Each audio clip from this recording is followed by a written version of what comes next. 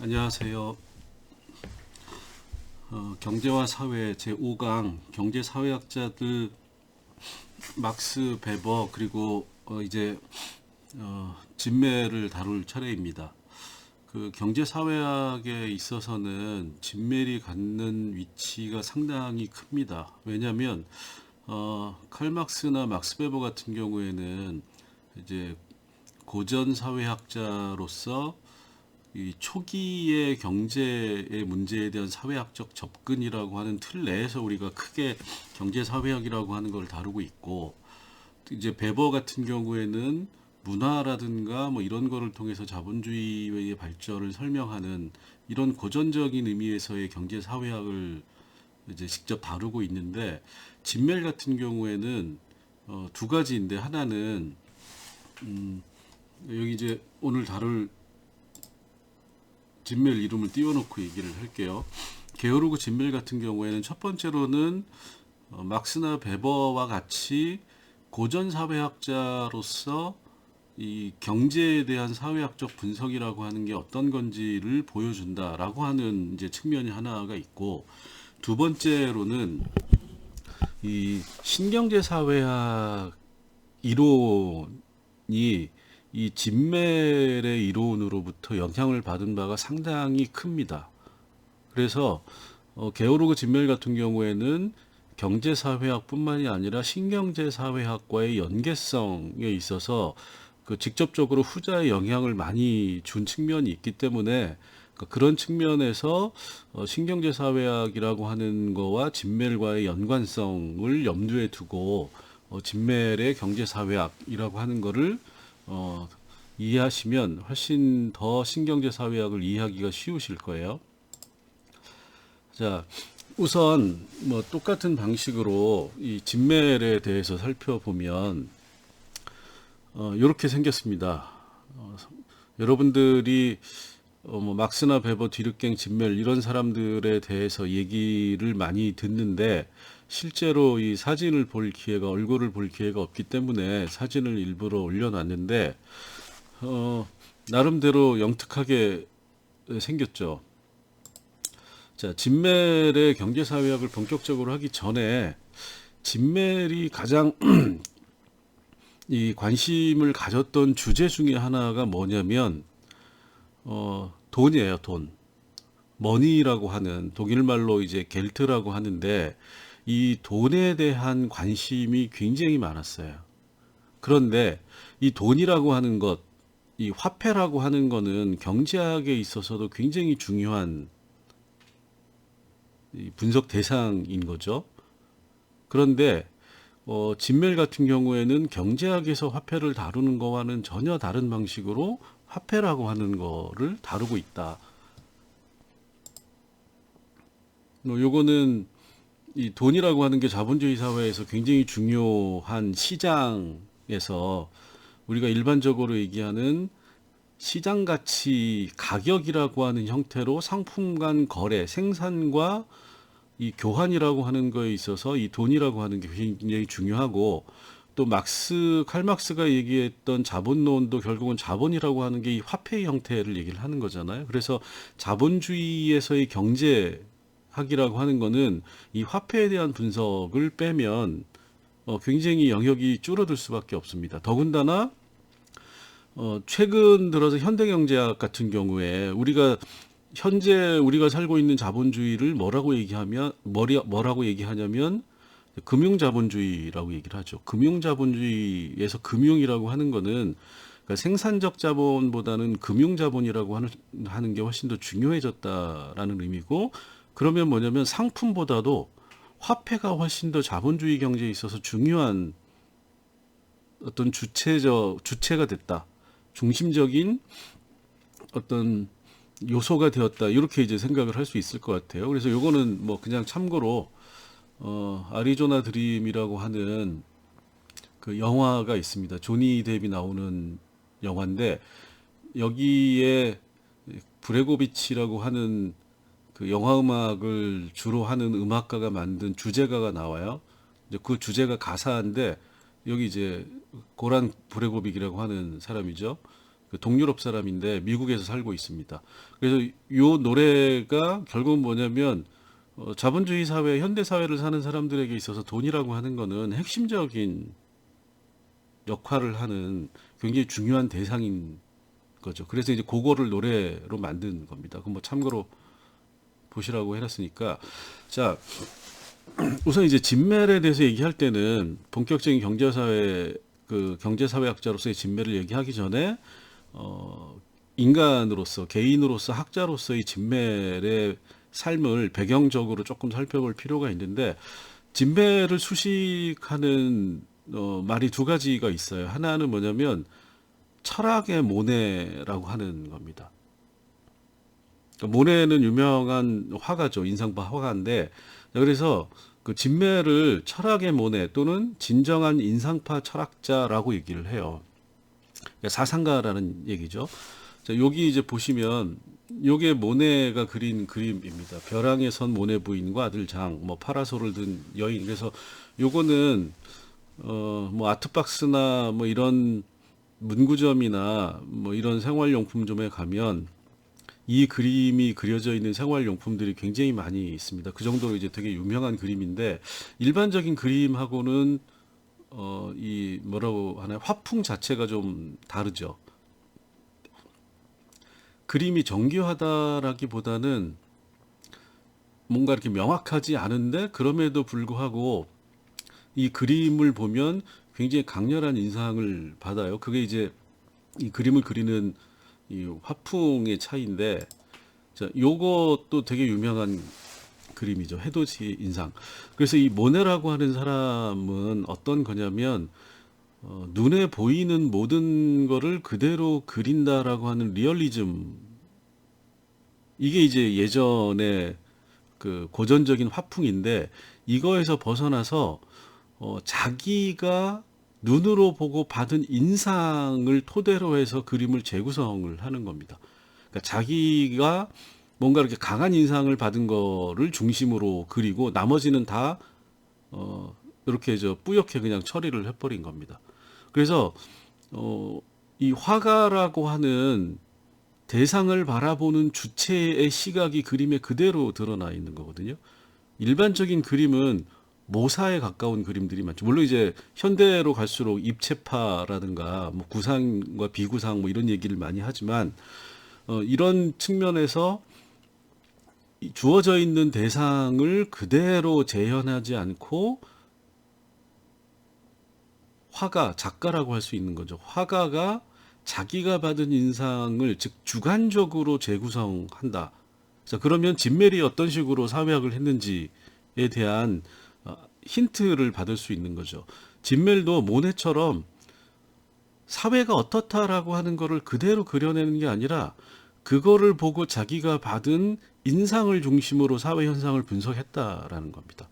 그렇기 때문에 진멜의 저작이라든가 이 이론들은 굉장히 어떻게 보면 과장돼 있다라고 볼 수도 있어요. 그러니까 일종의 본인이 어떤 현상을 봤을 때 두드러진 거를 중심으로 해서 사회 현상을 분석을 하고 있다. 이렇게 이제 보시면 되는데, 자, 그런 식의 학문적인 어떤 이 방향을 설정하게 된 개인적인 배경을 보면,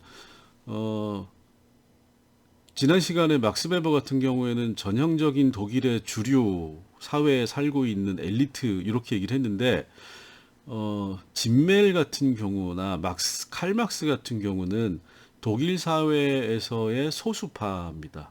왜 소수파냐면 기본적으로 1858년에 진멜 같은 경우에 베를린에서 태어났는데 여기 보시면 나와 있지만 부유한 유태인이라고 돼 있어요. 부유한 유태인 사업가 집안, 집에 돈은 많았다. 진멜 같은 경우에. 근데 칼 막스도 그렇고 게오르그 진멜도 그렇고 뒤르갱도 그렇고 전부 다 공통점이 뭐냐? 유대인이다라는 겁니다. 자, 그러면 주류 사회에서 해당 민족이 아닌 타민족이라고 하는 게 민족 국가의 형성기에 민족 간 갈등이라고 하는 게 굉장히 많이 발생을 했고 그 국가 내에서의 주류 민족이 아닌 민족들은 굉장히 소수 민족으로 일종의 탄압이나 사회적인 배제의 경험을 많이 했죠. 그래서 1, 2차 대전이라고 하는 것도 결국 인종주의, 민족주의의 형태를 떼고 민족과 인종을 같이 보면서 다른 민족, 타 인종들을 열등시하고 그거를 폭력적으로 무자비하게 학살한 게 1, 2차 세계대전인 거잖아요. 자, 그런 가장 인종주의, 민족주의라고 하는 게 두드러진 독일에서 유대인으로 살아간다라고 하는 거는 사회적인 존재 자체가 경계인, 주변인의 삶을 살 수밖에 없는 거죠. 그리고 유대인이라고 하는 거에 대해서 갖는 가장 전형적인 이미지가 뭐냐면 돈 많은 고리대금업자라고 하는 겁니다. 자, 그렇게 보면 부유한 유대인 집안이라고 하는 게 사회적으로는 질시를 받고 배제되는 그 공동체 내에서 뭐 이런 그 상황에서 살아가기 때문에 사회 현상이나 어떤 사회적인 사건들을 바라보는 시각 자체가 훨씬 더 이 주변인과 경계인이 예리할 수밖에 없다라는 거예요.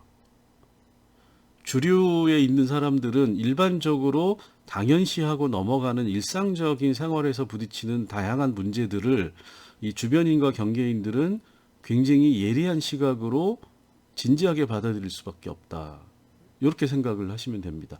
자, 그런데 여기 보면 불안정한 가족이라고 되어 있는데 이 불안정한 가족의 내용이 뭐냐면 아버지가 기독교로 유대교에서 기독교로 개종을 했다. 이거 엄청난 배신인 거죠. 유대교 입장에서 보면. 그 다음에 모친이 굉장히 이제 난폭한 폭력적인 그러니까 가정사가 별로 좋지 않다라는 거예요. 돈은 많은데.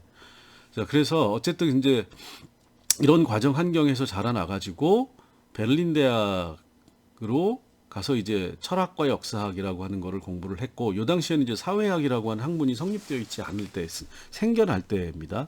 자, 그래서 이제 베를린 대학에서 철학과 역사학을 공부를 했고, 막스 웨버도 베를린 대학에서 법학을 공부를 했죠, 처음에. 자, 그 다음에 이제 공부를 해서 학위를 받고, 85년도에 베를린대에서 이제 사강사를 하는데, 막스 웨버는 이 사강사 조금 하다가 바로 교수가 돼서 가요. 프라이부르크로. 그리고 나서 하이델베르크로 다시 가던가요? 네, 그렇게 되죠. 그런데 금방 교수가 된 거예요. 그 막스 웨버 같은 경우에는.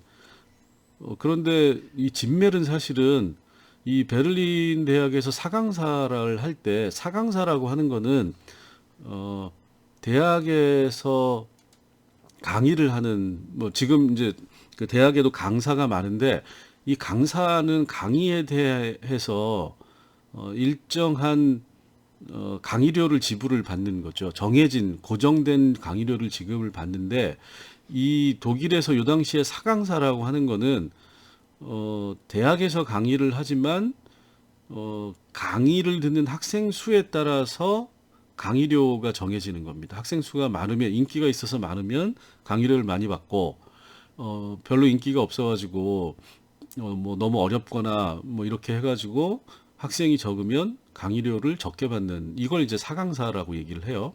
그래서 이 사강사를 했는데 이 진멜의 학문적인 스타일이 기존의 이 사회학을 하는 또는 기존의 이 베를린대에서 강의를 하는 주류의 관점은 일종의 철학 역사학이죠. 그냥 어떻게 보면 일반적인 화풍, 그러니까 주어져 있는 사회적 현상을 그대로 재현을 하고 그거를 설명하는 이런 방식인데 진멜은 그게 아니라고 얘기를 했잖아요. 사회적 현상을 자기의 눈으로 보고 자기의 눈에서 인상적인 거를 중심으로 해서 그거에 대한 이론적 분석을 학생들한테 제시를 하다 보니까 굉장히 인기가 많았어요. 전혀 다른 새로운 시각으로 사회적인 현상들을 분석을 하고 그거를 제시해 주었기 때문에 학생들이 굉장히 선호를 했고 굉장히 인기가 많았음에도 불구하고 정교수가 되지를 못합니다. 여기 보면 1901년에 특별교수가 됐다라고 얘기를 하는데 이 특별교수라고 하는 거는 교수의 칭호를 부여해 주지만 그리고 고정된 강의를 제시하지만 학교의 직원이 아니다. 학교의 교원이 아니다라는 거예요. 그래서 특별자가 붙는 겁니다. 그러니까 너의 학문적인 지위나 성취도를 보면 교수에 해당 버금가고 그거보다 나을 수 있지만 우리 학교 교원은 아니다. 이렇게 돼 있는 거죠. 그러니까 결국 뭐냐면 이 사람들이 이 주류 독일 사회의 주류 집단이 아니었기 때문에 학문적인 업적이나 인기나 또는 성과나 이런 것들이 굉장히 탁월했음에도 불구하고 교수를 시켜주지 않았다. 그러니까 이런 삶을 계속 살아가는 거니까 개인적으로 상당한 좌절을 맛봤을 수도 있는 거죠. 어쨌든 학문을 하는 사람이고 자기 학문의 성과가 있음에도 불구하고 교수 자리를 얻지 못했기 때문에 그러니까 이런 생활을 굉장히 오래 해요. 자, 그래서 여기 이제 1910년도에 독일 사회학회가 이제 드디어 창립이 되는데 사회학과들이 생겨나고 그게 이제 독일 사회학회가 창립이 되는데 여기 이제 막스 베버와 더불어서 진멜이 굉장히 주도적인 역할을 합니다. 그리고 나서 1914년에 슈트라스부르크의 교수가 되는데 슈트라스부르크는 조금 이따 그림에서 보여드리겠지만 독일이 아니라 프랑스입니다. 자, 프랑스라는 나라는 여기도 뭐 인종주의나 민족주의가 있지만 독일처럼 폐쇄적인 사회가 아니고 프랑스 대혁명을 통해서 프랑스라는 사회는 굉장히 개방적인 사회예요. 독일에 비하면.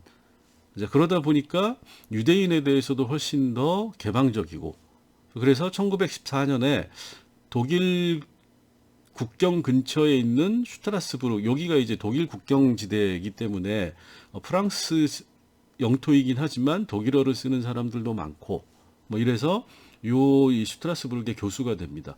그러면 1985년도부터 베를린 대학 사강사를 했는데 1914년에 교수가 됐어요. 정식으로.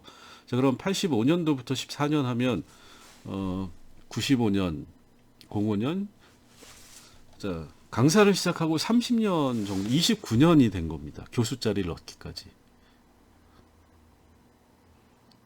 그래서 이게 참 보면 아이러니한 거죠. 누구나 다 성과가 있고 학문적으로 뛰어나고 뭐 그럼에도 불구하고 유럽에서도 이 교수가 되는데 사회적인 소수 집단에 속했기 때문에 29년이 걸렸다.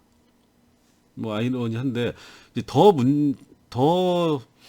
황당한 거는 어렵게 이렇게 해가지고 게오르그 진멜이 29년 걸려서 강의를 사강사로 지내면서 교수가 됐는데 1914년에 1차 세계대전이 발발을 합니다. 그래서 자 14년에 교수가 됐는데 14년에 세계대전이 발발을 했어요. 몇 개월 교수를 못한 겁니다. 왜? 세계대전이 발발하니까 1차 세계대전을 독일이 일으켰잖아요. 독일이 일으켰으면 당연히 바로 근처에 있는 프랑스가 영향을 받을 수밖에 없는 거죠. 더구나 1차 세계대전이나 2차 세계대전이라고 하는 거는 선진국 간의 식민지 쟁탈전이기 때문에 당시에 식민지를 많이 가지고 있던 나라가 영국과 프랑스였죠. 자, 지금도 아프리카 지역의 상당수는 예전에 프랑스의 식민지 국가들입니다. 그러니까 독일이 뒤늦게 산업자본주의를 열심히 해가지고 산업자본주의의 길을 따라가서 보니까 자기네들이 차지할 식민지가 없다라는 거예요. 그러니까 기존의 식민지를 차지하고 있던 영국과 프랑스를 상대로 해서 덴마크, 그 다음에 네덜란드 이런 나라들, 덴마크는 아니 네덜란드는 이런 나라들을 상대로 해가지고 스페인 뭐 이런 나라를 상대로 해서 식민지 쟁탈전을 일으킨 겁니다. 그래서 그렇게 되다 보니까 이 독일 국경에 있던 슈트라스부르크 대학 자체가 폐쇄가 돼버려요. 전쟁이 났으니까. 그리고 나서 다시 교수 자리로 돌아가지 못하고 18년의 간암으로 죽어버립니다. 진멜이. 그러니까 개인적으로는 뛰어난 학문적인 업적에도 불구하고 굉장히 어떻게 보면 불운한 삶을 살았다. 그런데 다른 측면에서 보면 그렇기 때문에 주류 사회에 지속적으로 편입되지 못하고 비주류의 날카로운 시각으로 당대의 사회적인 현상들을 분석을 할 수 있는, 학문적으로는 무언가 동기부여가 되고 나름대로 본인만의 관점에서 어떤 사회학을 재정립하는 그런 환경이 주어졌다. 뭐 개인적으로는 좀 불운했지만 이렇게 이제 얘기를 할 수가 있을 것 같아요. 자, 굳이 이런 얘기를 지금 장황하게 한 이유는 뭐냐면, 이 주변인과 경계인으로서의 관점에서 사회학을 하는 대표적인 학자, 이렇게 이제 보아야 되고, 그게 이 사람의 학문적인 이 내용에 굉장히 많이 들어가 있다라는 걸 강조하기 위해서입니다. 자, 여기 이제 보시면 베를린에서 태어나가지고 베를린 대학에서 공부를 하고, 아까 말씀드렸듯이 사강사 노릇을 오래 하다가, 여기 프랑스죠. 여기 이제 빨간 선이 국경이니까 여기 국경에 있는 프랑스 지역의 슈트라스부르크이라고 하는 데에서 교수를 해요. 그런데 우리가 가만히 보면 지난 시간에 막스 베버를 할 때 베를린에서 공부하고 막스 베버가, 자, 진멜도 베를린에서 공부를 했죠. 그리고 막스 베버는 일찍 프라이부르크에서 교수를 하고 다시 하이델베르크에서 교수를 하게 됐죠. 지역이 남부 독일입니다. 겹치죠. 그래서 이제 어떤 얘기가 있냐면, 이 막스 베버가 게오르그 즈멜의 학문적인 업적을 높이 사가지고 굉장히 이 사람이 교수 자리를 얻지 못한 거를 안타까워했고, 그래서 막스 베버가 여기서 이제 활동을 하면서 강력하게 이 슈트라스부르크의 사회학과에 교수 자리가 났을 때 진매를 추천을 했다라는 얘기가 있어요. 그래서 이제 그런 도움으로 간신히 교수를 한 수가 있었는데, 아쉽게도 몇 개월 못하고 1차 세계대전으로 그 자리를 한 몇 개월 하다가 그냥 그만둘 수밖에 없었다라는 거죠. 자, 자, 그러면 이제 여기까지가 배경적인 얘기였고, 본격적으로 진멜의 이 경제사회학적인 측면을 보면, 진멜의 가장 중요한 저작 하나를 얘기하라 그러면 제일 위에 있는 이 1900년에 쓴 돈의 철학이라고 하는 겁니다. 이 당시에는 이제 사회학이라고 하는 게 분과학문으로서 성립되는 과정이기 때문에 이제 제목에 돈의 철학이라고 하는 이름이 달려 있지만, 이건 철학이 아니고 사회학인 거죠. 그래서 내용은 돈에 대한 화폐에 대한 사회학적 분석인 거예요. 요게 이제 가장 중요한 저작이고, 두 번째로 중요한 저작이 1908년에 나온 사회학이라고 하는 책입니다. 근데 이 사회학이 기존의 사회학과 굉장히 많이 달라요. 내용이 뭐냐면, 여기에 사회학의 부제가 사회학의 제 형식에 관한 탐구로 돼 있어요. 자, 우리가 이 서구 사상의 가장 핵심적인 특징을 얘기하라고 하면 서구의 사회과학이라고 하는, 자연과학도 마찬가지죠. 인문과학도 마찬가지입니다. 서구의 학문의 가장 큰 특징은 계몽주의적인 접근이라고 할 수가 있고, 계몽주의라고 하는 거는 계몽이다. 계몽이 뭐죠? 깨우친다라는 겁니다. 자, 깨우친다라고 하는 거는 우리가 일상적으로 부딪히는 사회적인 현상이라고 하는 거는 진리가 아니다라고 보는 거예요. 그러니까 전형적인 이 개신교나 카톨릭, 기독교의 논리가 있는 거죠. 우리가 사는 이 일상이라고 하는 거는 이 하느님이 만들어준 유토피아가 아니고, 이 하느님이 만든 유토피아, 천국이라고 하는 게 진리에 해당이 되는 거고, 인간은 거기에서 쫓겨나 가지고 어떻게 되어 있는 거죠? 유토피아의 밖에서 사는 겁니다. 현상계라고 할 수가 있는 거죠. 본질이 아닌 세상에서 사는 거고, 그래서 기독교의 핵심적인 교리는 뭐죠? 유토피아로 돌아가는 거고, 유토피아로 돌아가는 게 결국 천국으로 가는 거, 이렇게 되는 겁니다. 이거 이제 막스 베버 얘기할 때 잠깐 얘기를 드렸죠. 그래서 이 모든 유럽의 학문이라고 하는 거는 현상이 아닌 본질을 추구하는 것. 그러니까 우리가 감각적으로 일상적으로 부딪히는 대부분의 어떤 사회적인 현상이라고 하는 거는 본질이 아니고 형식이고 껍데기고 진리가 아니다라고 보는 거예요. 그래서 학문은 무엇을 해야 되는 거냐? 고도의 교육 훈련 트레이닝을 받아서 현상 속에 숨겨져 있는 본질을 꿰뚫는 것, 그게 바로 진리에 대한 추구가 되는 거죠. 이게 일반적인 서구의 학문이고 사회학도 이런 논리를 따라서 가는 거죠. 자, 우리도 사회학 개론에서 가장 먼저 배우는 게 뭐죠? 사회학적 상상력, 비판적 사고. 자, 무엇을 위한 비판이죠? 누구를 뭐라고 하기 위한 비판이 아니라 현상을 그대로 있는 그대로 받아들이면 그거는 본질이 아니기 때문에 진리가 아니다.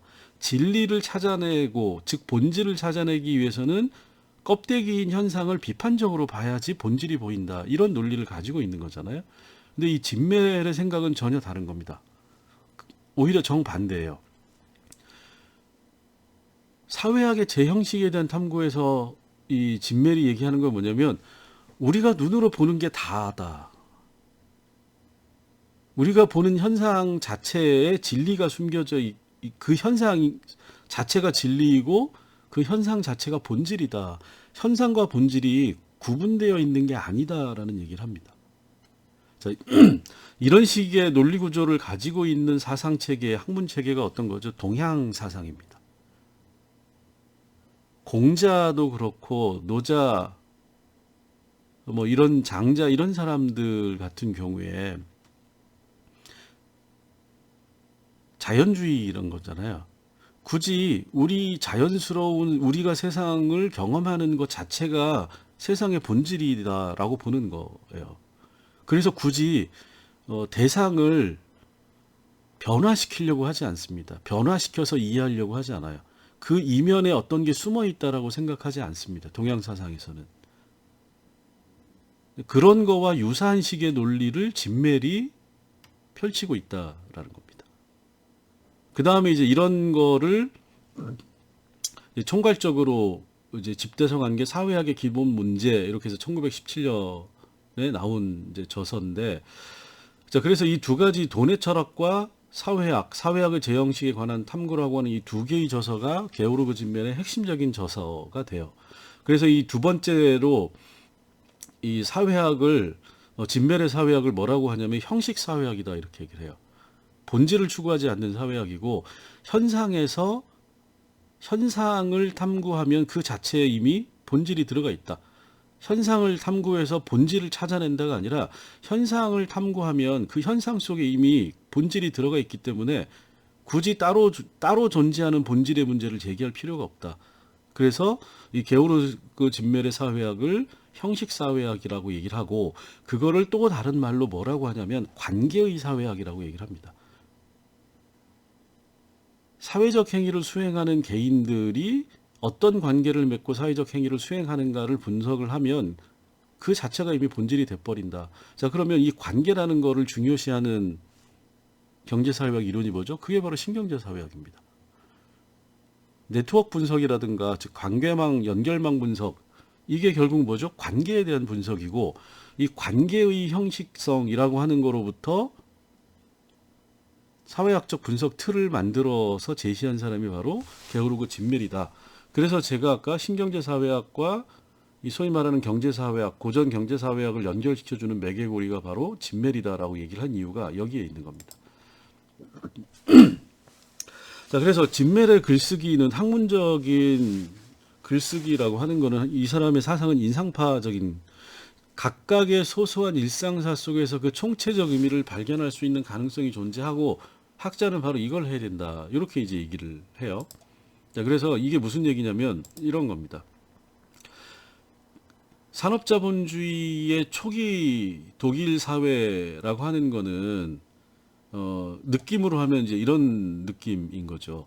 대도시화가 되고 대도시화가 되면서 농촌 공동체가 사라져가고 대도시에 모여 있는데 대부분의 사람들은 익명적인 관계를 가지고 모르는 타인들과 뭔가 같이 무언가를 어울려서 살아가야 되는 대규모로 이런 식의 어떤 광경, 이거를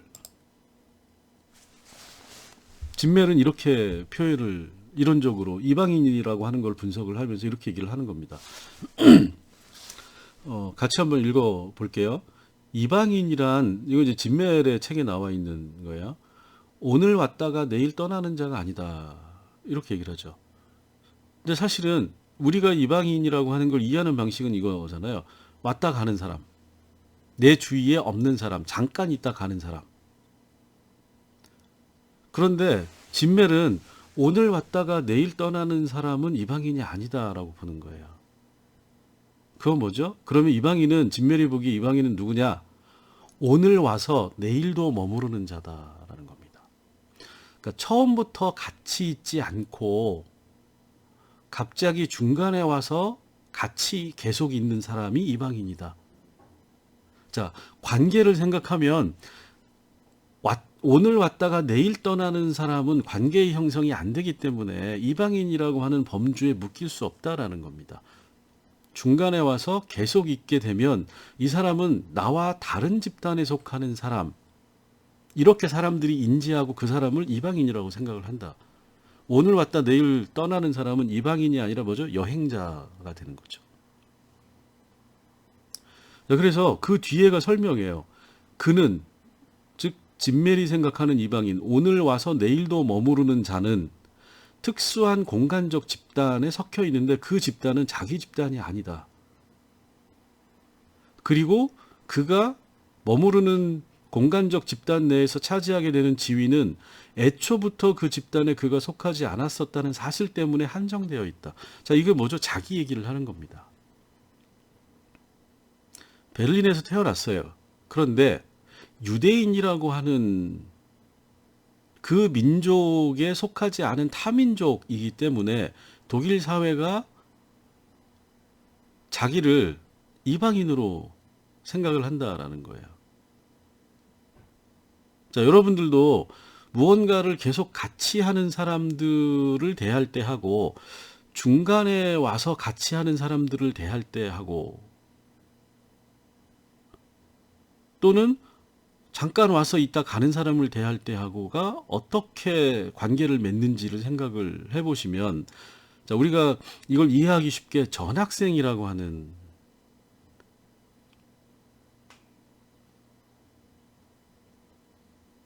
상당히 다른 관계가 형성된다라는 겁니다. 자, 이런 측면에서 보면 굉장히 진멜이 세상을 바라보는 눈, 시각이 독특하다. 그런데 그 속에 굉장히 예리한 현상을 예리하게 분석을 해서 우리들이 일상적으로 인지하지 못하는 어떤 것들을 우리에게 전달을 해준다라는 거죠.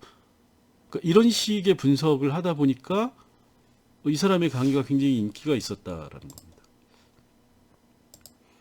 자, 요것도 마찬가지인데, 자, 요거는 뭐 노점을 얘기를 하려고 하는 게 아니라 이제 가난한, 빈곤하다라고 하는 거를 얘기하기 위해서 이 사진을 갖다 놓은 거예요. 자, 가난뱅이라고 하는 거에 대한 진멸의 분석이 또 마찬가지예요. 자, 누가 가난하다고 하는 사실이 곧 그가 가난이라는 사회적 범주에 속한다는 것을 의미하지 않는다. 자, 일반적으로는 뭐죠? 가난하다라고 하는 건 돈이 없다. 돈이 없으면 가난뱅이다라고 하는, 자, 그 기준은 뭐죠? 경제적 기준인 겁니다. 일정한 수준 이상의 화폐를 가지고 있지 못하다라고 하는 거는 누가 봐도 가난한 거다. 이게 일상적으로 많은 사람들이 생각하는 거죠. 근데 진멜이 보기에는 관계의 관점에서 사회적 현상을 봐야 되는 거고, 자, 그러면 가난하다라고 하는, 가난뱅이라고 하는 건 뭐냐? 그 사람이 특정한 화폐를 가지고 있다라고 하는 게 아니라 남에게 도움을 받는 순간부터 그들은 비로소 가난으로 특정 지어지는 한 집단의 일부가 된다. 그러니까 관계의 관점에서 본다라는 거예요. 절대적 빈곤이 아니라 빈곤은 상대적인 거다라고 보는 겁니다. 자, 예를 들어서, 자, 우리가 일반적으로 가장 행복한 나라 이렇게 할 때 그 부탄을 얘기를 많이 하잖아요. 경제적인 뭐 실제로 그 사람들이 정말 행복한지 아닌지는 뭐 제가 가보지 않아서 모르겠는데 뭐 행복지 순위 뭐 이런 거 할 때 부탄 얘기가 많이 나와요.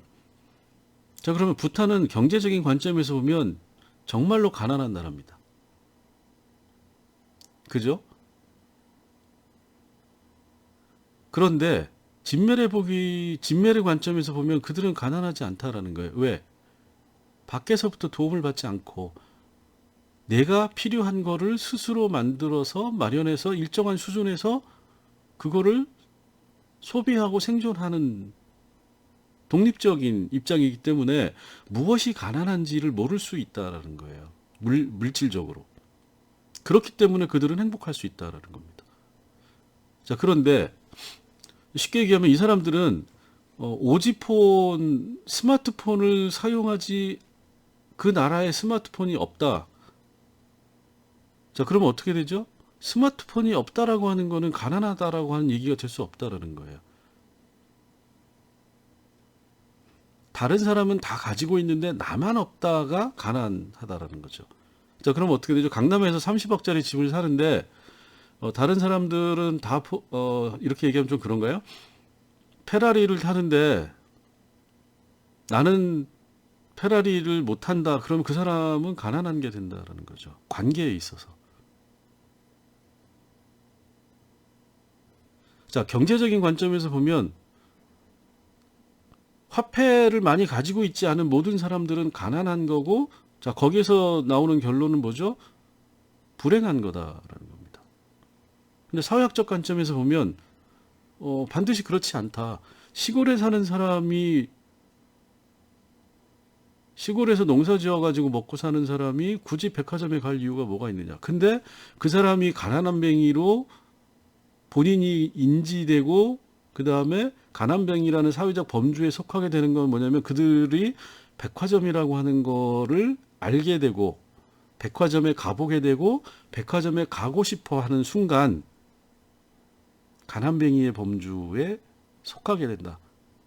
즉 어떤 관계가 형성되느냐에 따라서 사회적인 지위나 범주가 달라진다, 소속되는 이런 얘기를 지금 진멜이 하는 겁니다.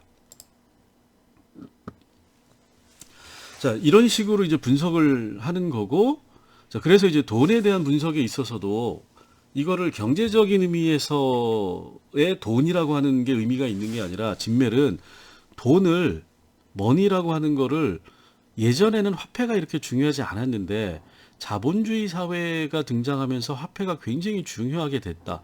자, 그러면 이 자본주의 생활의 핵심적인 요소가 된 돈이 갖는 의미가 뭐냐? 근대 생활의 모든 것이 바로 돈에 담겨져 있다. 근대 생활의 총체적 성격이 돈에 담겨져 있기 때문에 돈을 분석하면 현대 산업 자본주의를 분석할 수 있다. 이렇게 생각을 한 겁니다. 자, 그래서 여기 이제 그 돈의 철학이라고 하는 번역본이고 여기 이제 원본이죠. 독일어판. 그래서 필로소피 데스 겔데스라고 하는 돈의 철학이라고 하는 거고 여기 이제 보시면 이제 그거를 그대로 돈의 철학이라고 이제 번역을 했죠. 그래서 여기 이제 보시면 번역자의 조희현이라고 돼 있는데 여기 지금 이제 그 성공회대 사회학과 교수 하시다가 지금 이제 서울시 교육감을 하고 계시는 조희현 선생님이 대학원 시절에 이거를 이제 같이 번역을 하신 거예요. 아마 요거에 새로운 개정판이 나왔는지 모르겠는데 그렇습니다. 자, 그러면 진멜이 얘기하는 근대 생활의 총체적인 성격이 담겨져 있는 돈이라고 하는 거를 어떻게 분석을 하고 있냐면 돈이라고 하는 거를 이렇게 분석을 해요. 화폐와 가치라고 하는 걸로 나눠서 분석을 합니다. 화폐에 대한 분석과 돈이라고 하는 게 가지고 있는 추상적인 성격으로서의 가치라고 하는 거를 분석을 하는데 여기에서 뭘 이끌어내냐면 종합이라고 하는 편에서 이게 이제 돈의 철학의 전체 내용입니다. 하나는 개인의 자유라고 하는 거예요. 즉 무슨 얘기냐면 현대 산업자본주의에서 돈이 많아질수록 개인의 자유가 확장된다. 이렇게 얘기를 하는 겁니다. 그 다음에 두 번째로는 돈을 얼마나 보유하고 있는가에 따라서 그 개인의 가치가 결정된다. 이게 산업자본주의의 논리다라는 거예요. 그 다음에 돈에 따라서 그 사람의 생활 양식이 달라진다라는 겁니다.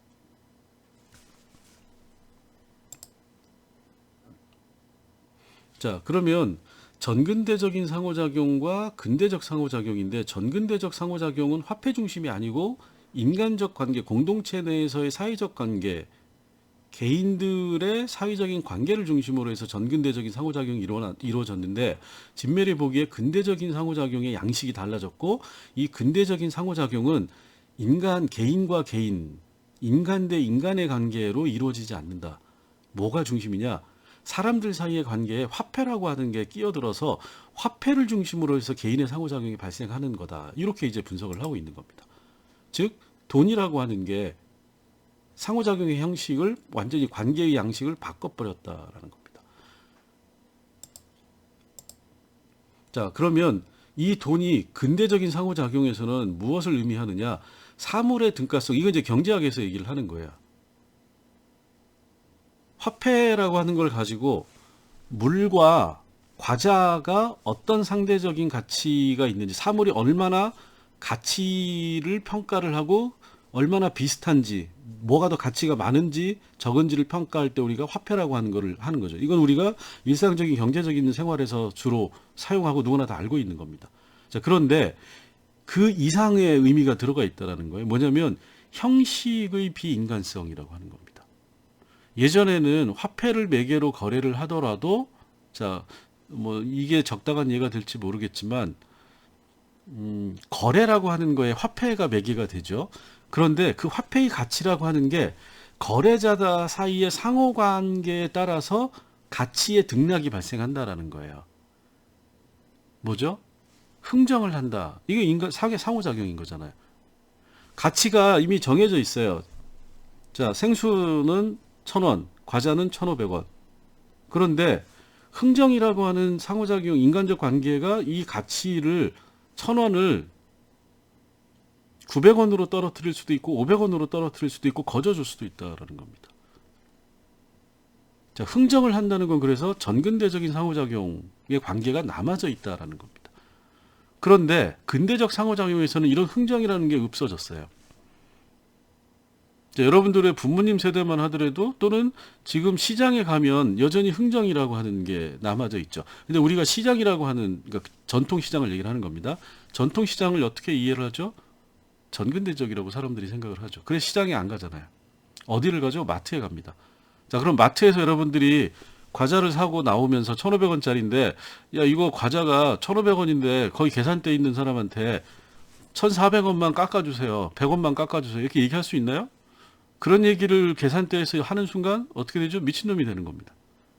근대적 상호작용에서는 이미 돈이라고 하는 게 고정적인 걸로 모든 형식, 관계의 형식을 인간적인 상호작용의 요소를 끼워주지 않는다라는 거예요. 돈이 있으면 계산대에 쓰여져 있는 가격만큼 주고 지불하고 나오면 되는 겁니다.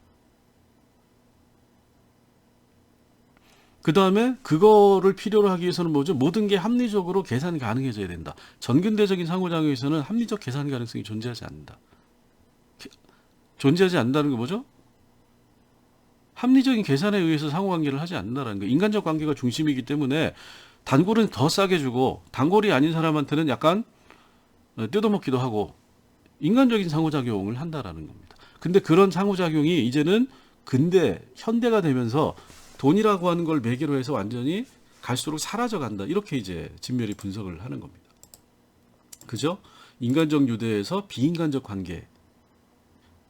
화폐에 대한 분석을 통해서 자본주의를 지금 분석을 하고 있다라는 겁니다. 자, 경제학에서 화폐라고 하는 거는, 돈은 이제 경제학에서는 화폐라고 얘기를 하니까, 자, 경제학 교과서를 보면 이렇게 나와요. 가치의 척도, 유통수단, 축적수단, 지불수단, 세계화폐.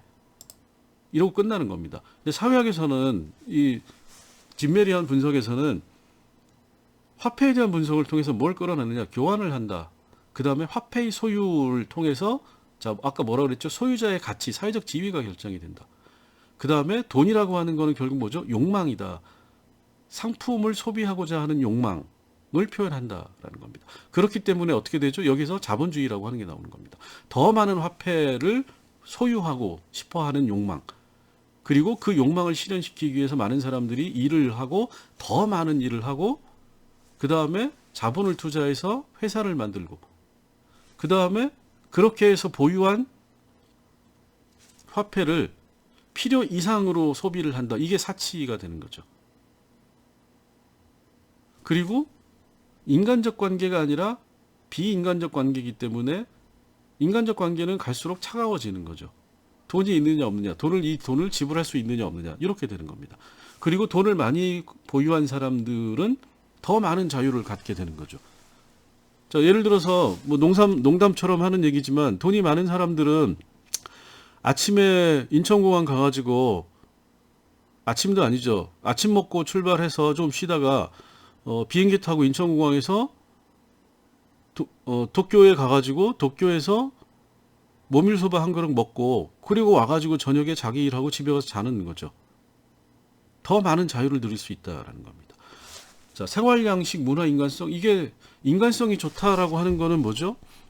돈을 잘 쓰면 인간성이 좋은 거죠. 너무 극단적인가요? 근데 우리가 은연중에 사람을 평가할 때는 얼마나 그 사람이 재량이 있느냐, 인간적인 관계에서 나에게 돈을 얼마나 많이 쓰느냐, 사람들 사이의 관계에서 돈을 얼마나 많이 쓰느냐. 근데 많이 쓰고 싶어도 돈이 없어서 못 쓰는 사람들이 있는 거죠.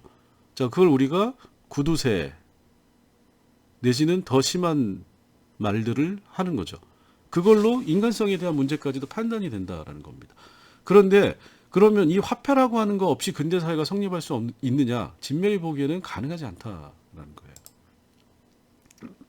자, 그래서 결론적으로 사물과 인간의 질적 차이를 제거시키고, 화폐라고 하는 게 인간의 자유와 사회 분화를 증대시키는 두 가지 측면을 가지고 있다. 이렇게 이제 분석을 하는 겁니다. 자, 그럼 여러분들의 일상생활에서 화폐라고 하는 게 다른 사람들 집단 내에서 또는 경제적인 것뿐만이 아니라 사회적인 관계를 맺는 데 있어서 어떤 의미를 갖는지를 한번 이런 관점에서 한번 생각을 해보시면 좋을 것 같아요.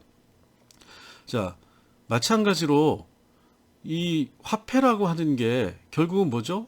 돈이라고 하는 거는 일정한 고정된 가치를 가지고 있다라고 얘기를 하는 거잖아요. 그 가치를 누가 보장해 주느냐? 국가가 보장을 해주는 겁니다. 자, 그럼 국가는 이 화폐의 가치를 어떻게 측정하느냐? 금을 기준으로 해서 기본적으로 화폐와 금과의 관계를 가지고 화폐의 가치를 결정을 하고, 일정한 수준에서 금값이 변하는 거와 무관하게 국가는 그 돈의 가치를 인정을 해주는 거죠. 10,000원이라고 하는 거는 사실은 금에 대한 상대적 가치를 얘기를 하는 건데, 국가가 중간에 끼어들면서 금값이 떨어지더라도 화폐의 가치는 고정된 걸로 이렇게 얘기를 해버리는 겁니다. 자, 그게 일종의 약속이 되는 겁니다. 그리고 이 약속은 개인 간의 약속, 어길 수 있는 약속이 아니고 국가가 하는 거기 때문에 그거를 믿을 수 있다. 이게 신용이 있다라는 거죠. 자, 이런 과정에서 어떤 게 형성이 되느냐? 신뢰, 트러스트라고 하는 게 형성이 되는 겁니다. 믿음이라고 하는 게 형성이 되는 거예요.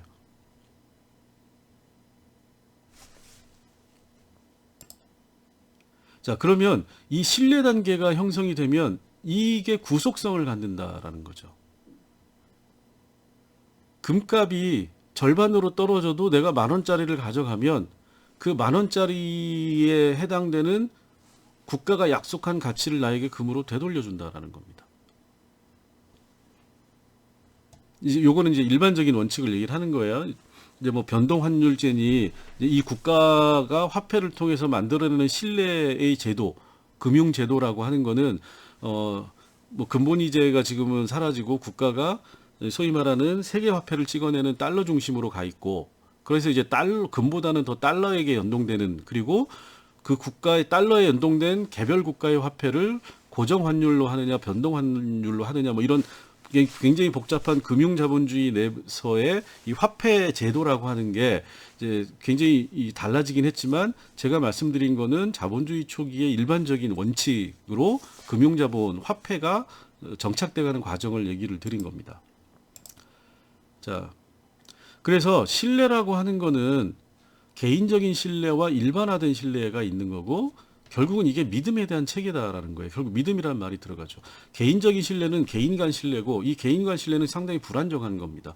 자, 그러면 이 개인적인 신뢰를 일반화해서 많은 사람들이 한꺼번에 약속을 하고, 근데 많은 1대1의 약속과 20명이 모여서 동일한 거에 대한 약속을 하는 거가 사실은 같은 거잖아요.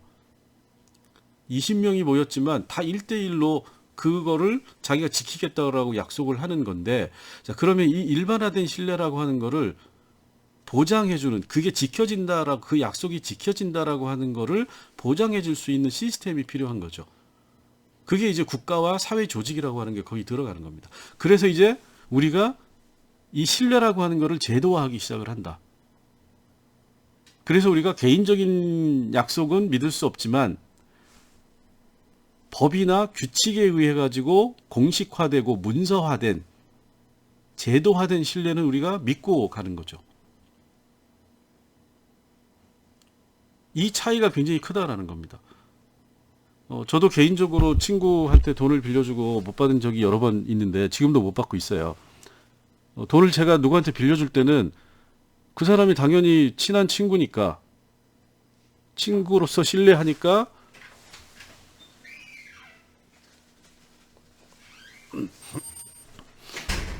그 사람을 믿고 돈을 빌려준 건데, 결과적으로는 어떻게 됐죠? 그 신뢰가 지켜지지 못한 거죠. 내가 경제적으로는 신뢰하면 안 되는 거였구나 라는 걸 나중에 깨닫는 거죠. 자, 그런데 내가 은행에 가서 예금을 한다는 건 내가 은행에 돈을 빌려주는 겁니다. 그래서 이자를 받는 거잖아요. 자, 그러면 은행이 갑자기 문 닫고 가버리면 어떡하나요? 은행이라고 하는 거는 조직인데, 이 조직이라고 하는 거를 개인보다 사람들이 더 신뢰를 하는 거잖아요. 거기에는 공식화된 규정과 규칙, 즉 은행을 믿는 게 아니라 은행을 누가 보장을 해주는 거죠? 국가가 보장을 해주는 겁니다. 은행이 어떤 식으로 만들어지고 어떤 조건이 갖춰져야 되고 어떻게 운영해야 되고 그거를 국가가 또 직접적으로 관리 감독을 하잖아요. 지속적으로.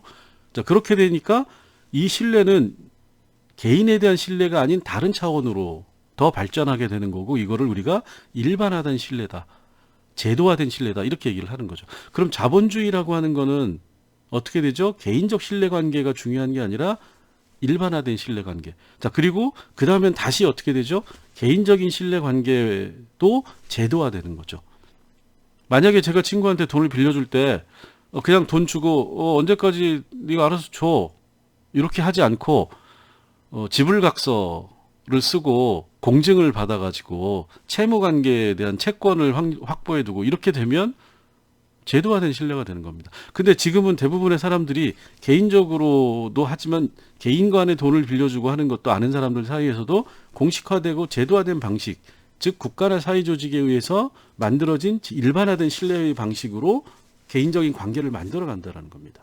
즉 개인적 관계가 이제는 갈수록 줄어들고, 여기서 개인적인 관계라고 하는 거는 1대1의 관계가 아니라 그 개인적인 공식화되지 않은 비공식적인 관계를 얘기를 하는 거예요.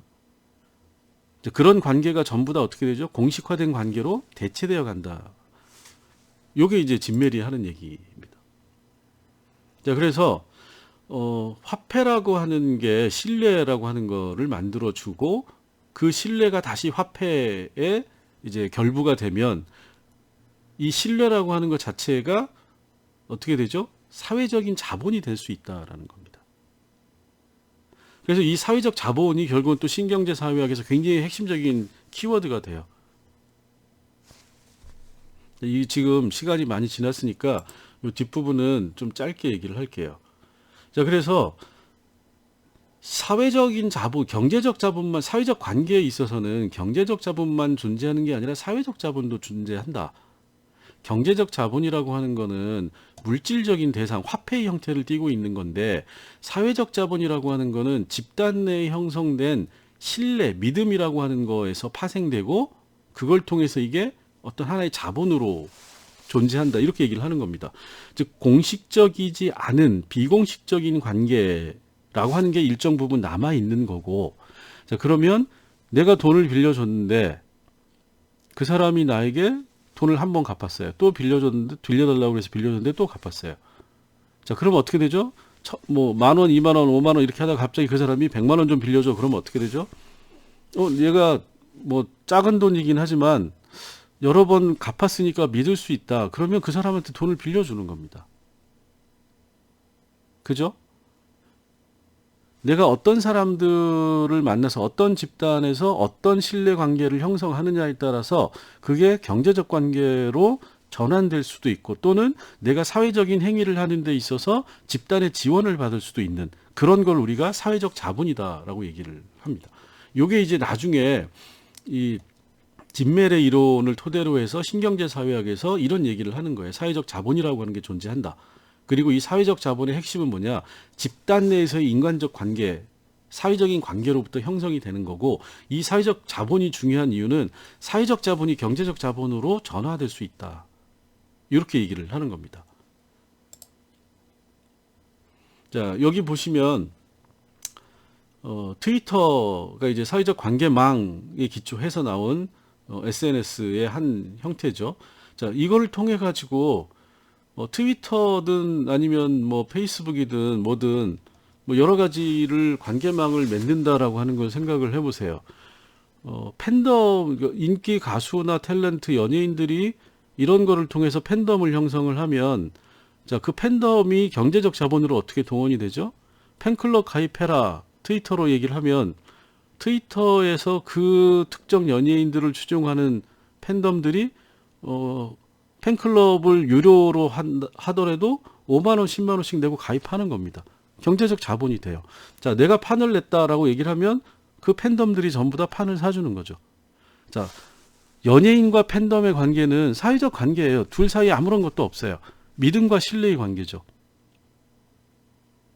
그 관계가 결국은 어떻게 되죠? 돈이 된다라는 겁니다. 파워블로거라고 하는 것도 뭐죠? 일정한 형태의 신뢰를 형성하면 그 사람이 어떤 걸 팔면 다 사준다라는 거죠. 이게 이제 대표적으로 사회적 자본. 내가 가지고 있는 집단, 나를 신뢰하는 집단의 크기가 경제적 자본으로 전화될 수 있다라고 하는 거를 얘기를 하는 건데 이게 이제 진메리 얘기하는 관계, 형식, 사회적인 관계 이런 거와 직접적인 관련이 있는 돈이다. 이렇게 생각을 하시면 되고 자, 여기도 마찬가지입니다. 요거 이제 우리나라 재벌가와 사회적으로 유력한 이 언론과 경제의 재계의 결합 관계인데 사회적인 관계 보다 더 직접적인 친족 관계를 형성시킨다라는 거예요. 이게 사회적인 관계가 되고 A가 어려우면 B에서 도와주고 B가 어려우면 C에서 도와주고 이런 내부 집단에서의 연결망이라고 하는 게 사회적인 영향력과 경제적 자본을 획득하는 데 도움이 된다. 이제 이런 식의 얘기가 사회 자본론의 얘기가 되는 겁니다.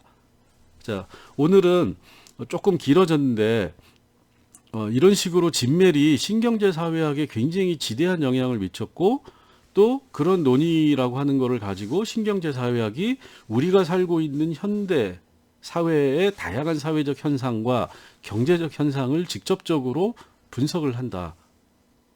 이렇게 이제 이해를 하시면 될 것 같습니다. 오늘 여기까지 하도록 하겠습니다.